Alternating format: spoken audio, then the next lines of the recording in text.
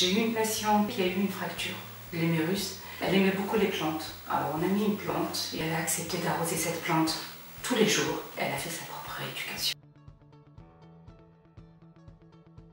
Le dernier, c'était l'année dernière dans notre service, en soins palliatifs.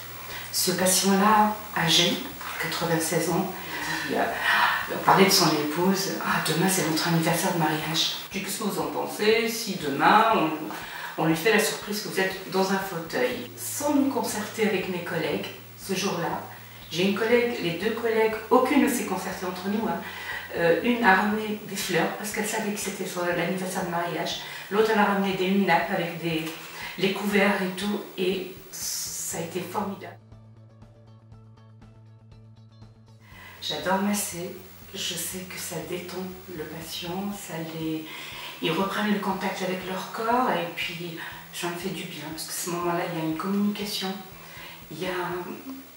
on sort du soin classique. La personne se rend compte que vraiment, elle existe. L'empathie, la bienveillance et l'intention dans le bien-être de l'être vivant.